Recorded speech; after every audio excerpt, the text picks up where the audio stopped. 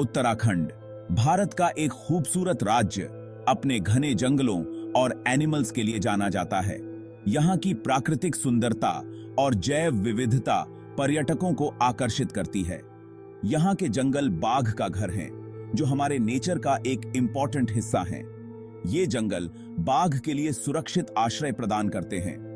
बाघ पावर और शान का सिंबल बहुत सालों से उत्तराखंड के जंगलों में रह रहे हैं। इनकी उपस्थिति जंगलों की इकोलॉजिकल बैलेंस बनाए रखने में मदद करती है। एक समय था जब इंसान और बाघ पीसफुली साथ रहते थे। दोनों के बीच एक म्यूचुअल रिस्पेक्ट था। दोनों एक दूसरे की जगह की इज्जत करते थे और बैलेंस बनाए रखते थे। यह संतुलन दोनों के लिए फायदेमंद था। लेकिन कुछ सालों से उत्तराखंड में बाघ अटैक्स बढ़ गए हैं, जिससे इंसान और जानवरों के बीच झगड़े बढ़ गए हैं। यह स्थिति चिंताजनक है।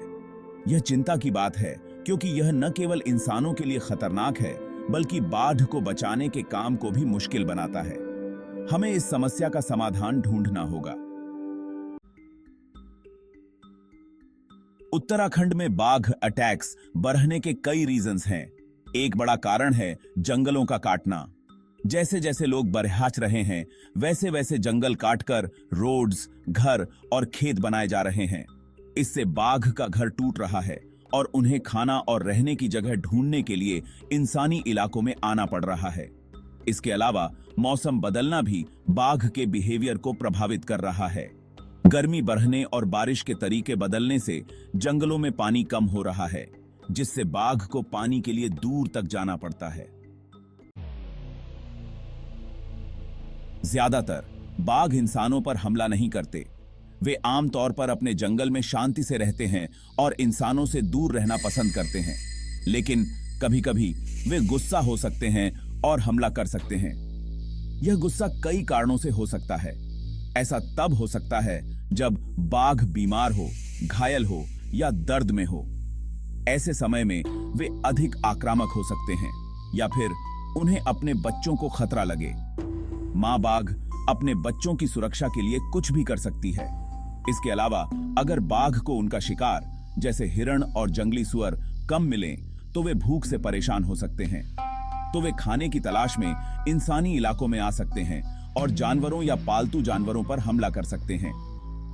यह भी याद रखना जरूरी है कि कई बार इंसान ही बाघ के इलाके में घुस जाते हैं, जिससे उनकी सुरक्षा को खतरा हो सकता है, जिससे लड़ाई की संभावना बढ़ जाती है।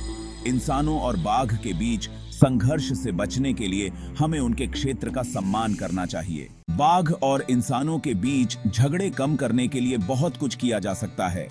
सबसे जरूरी है जंगलों का काटना रोकना और बाघ के घरों की रक्षा करना। इसके लिए जंगल काटने के खिलाफ सख्त कानून बनाने और जंगलों की रक्षा के लिए गांव के लोगों को साथ जोड़ना होगा। इसके साथ ही बाघ के शिकार के लिए जानवरों की संख्या बढ़ाने की कोशिश भी करनी चाहिए। इससे बाघ को अपने घर में ही खाना मिल जाएगा और उन्हें इंसानी इलाकों में नहीं आना पड़ेगा। बाघ बचाने में गांव के लोगों का बहुत बड़ा रोल है। वे जंगलों की रक्षा में सबसे आगे हैं और उनकी भागीदारी अनिवार्य है। जो लोग जंगलों के पास रहते हैं, उन्हें बाघ और उनके बारे में बताया जाना चाहिए। यह जानकारी उन्हें जागरूक और सतर्क बनाती है। उन्हें यह समझना जरूरी है कि बाघ से कैसे बचा जाए और अगर कभी सामना हो जाए तो क्या करना चाहिए। यह ज्ञान उनकी सुरक्षा के लिए महत्वपूर्ण है। सरकार को भी गांव वालों को पैसे कमाने के नए तरीके बताने चाहिए, ताकि वे जंगलों पर कम निर्भर रहें। इससे उनकी आर्थिक स्थिति भी सुधरेगी। टूरिज्म एक ऐसा तरीका है जहां लोगों को काम मिल सकता है और इससे बाघ बचाने में भी मदद मिल सकती है। यह स्थानीय अर्थव्यवस्था को भी बढ़ावा देता है। उत्तराखंड में बाघ अटैक्स एक मुश्किल प्रॉब्लम है, जिसका सॉल्यूशन ढूंढने के लिए बहुत सोचना पड़ेगा। हमें याद रखना होगा कि बाघ हमारे नेचर का एक इम्पॉर्टेंट हिस्सा हैं और इन्हें बचाना हमारी रिस्पॉन्सिबिलिटी है। हमें जंगलों को बचाना होगा, बाघ के घरों को ठीक करना होगा और गांव के लोगों को साथ जोड़ना होगा। तभी हम बाघ और इंसानों के बीच शांति से रहना सुनिश्चित कर पाएंगे।